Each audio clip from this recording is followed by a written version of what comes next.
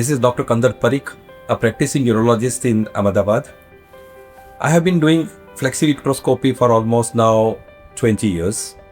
When I started flexi-ureteroscopy, it was in infancy in India.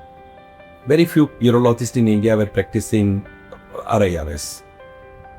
In my mind, in my opinion, I think RIRS is the best treatment option for the patients suffering from kidney stones, at least the small to medium size. When I started flexi-ureteroscopy in year 2007, we had lasers of 10 watts. We started with 10 watt, then we moved to 20 watt, then the low power watt, 35 watt laser, and then we saw 100 watt, 150 watt high power lasers. If you want to restrict yourself only to flexi-ureteroscopy for the stones, in that case, low power lasers are enough. You don't need to go for high power laser more than 35 watt. But if you want to use these lasers for soft tissue, especially for the prostate or the bladder tumor, I think you have to opt for the high power laser. It may be 100 watt, 150 watt. Holmium lasers are used for many years now. But recently, there is a trend to use a Thulium Fiber Laser for flexi-ureteroscopy. And as well as for PCNL also, some people use it. Thulium Fiber Laser is preferred. The reason is that there is a better dusting with the Thulium Fiber Laser. It is much quicker and there is a minimum retropulsion. And that's the reason people are using it for flexi RIRS. Now, if you want to go for a BCNL, for a larger stone, you need to fragment the stone. And when it comes to fragmenting the stone, in that case, I don't think the Thulium Fiber Laser is a good option. The reason is that it is going to make a dust, and for a larger stone, you need to make a fragmentation. So, DFL, I think, is not a very good option for fragmentation, larger fragment, as compared to the Holmium Laser. So, I think probably you can opt for the Holmium Laser. Recently, Conta has introduced a Magneto laser, which is a 150 watt high power laser. It's a Holmium laser. But when you put this laser on a magneto mode, the property changes to like a Thulium Fiber Laser. So it behaves as a Thulium Fiber Laser. That's why you got now two lasers in one laser incorporated. So I think if you want to go for, if you are working in an institute or in a bigger setup where you get a lot of workload and want to use it for only for the stone as well as for the prostate, I think Magneto laser is a good laser. It's expensive, but it can produce excellent results.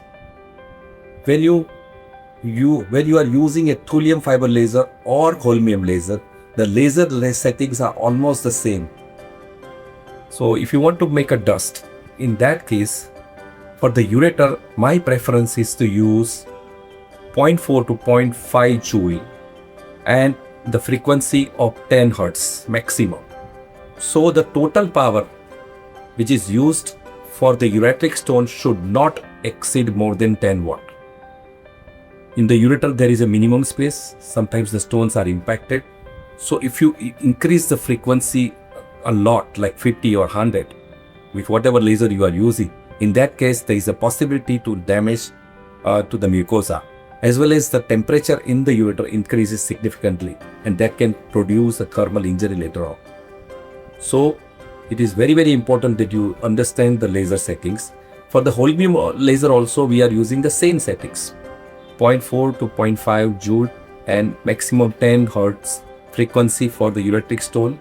But the difference is that for the Thulium Fiber Laser, you are using a short pulse, while in case of Holmium Laser, you are using a long pulse for the dusting purpose.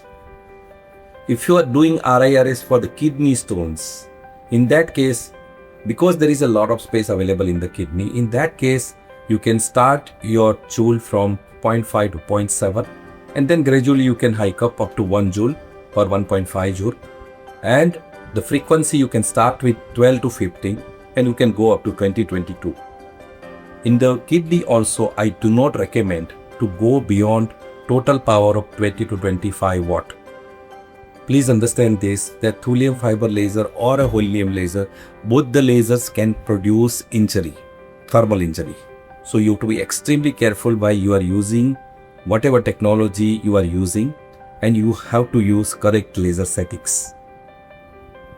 Why you prefer RIRS over PCNL for the small to medium size? The reason is very clear. The stone is a recurrent condition.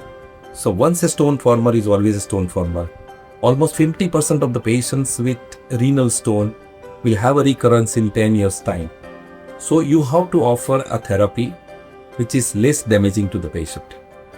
With flexi-ureteroscopy, you can tackle the stone up to 2 centimeters size anywhere in the kidney very easily. With the availability of these modern lasers, you can produce excellent dusting or a stone clearance on table.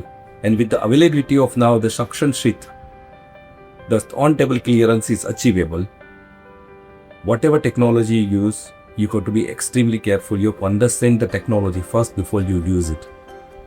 Take a help of a mentor to explain you, to teach you how to perform the procedure, and I think you will be able to produce excellent results.